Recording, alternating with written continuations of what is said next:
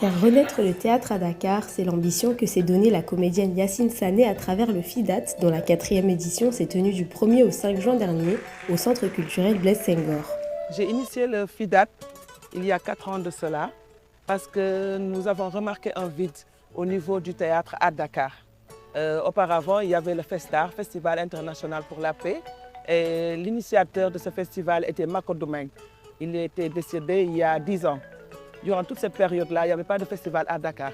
Dans la région, ça bougeait, mais pas dans les 18 arrondissements de Dakar, je veux dire.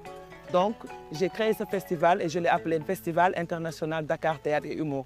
Et depuis lors, nous sommes en train de nous surpasser pour faire revivre le théâtre ici à Dakar. Et depuis lors, on en est aujourd'hui à la 4e édition, alhamdoulilah.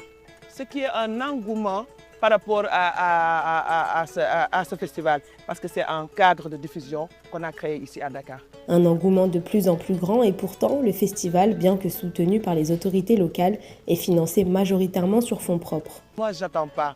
Je me considère comme une professionnelle, parce qu'une personne ayant acquis autant d'expérience, 35 ans, ce n'est pas petit. Donc, je me dis que je vais me sacrifier pour le théâtre. Parce que là, j'y vais avec mes propres moyens. J'y vais avec mes propres moyens, avec mes amis déjà. Et j'ai commencé aussi un peu dans la billetterie, l'aide à la création. Après, c'est le ministère qui vient. Ils nous mettent une subvention qui va de 1 million à 3 millions. Vous savez pertinemment que 1 million, 3 millions, c'est rien par rapport au festival.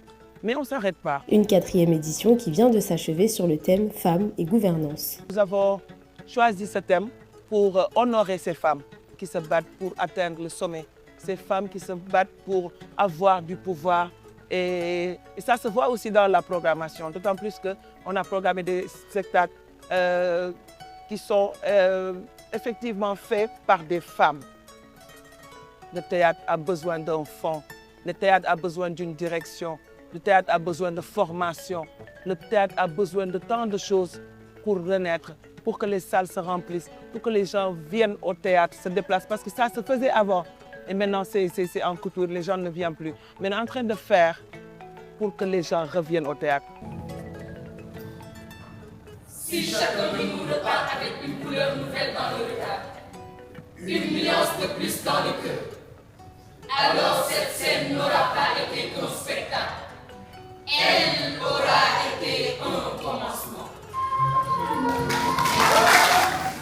Une très belle initiative quand même, et c'est très courageux d'ailleurs de sa part. Arriver à 4 éditions, c'est pas évident.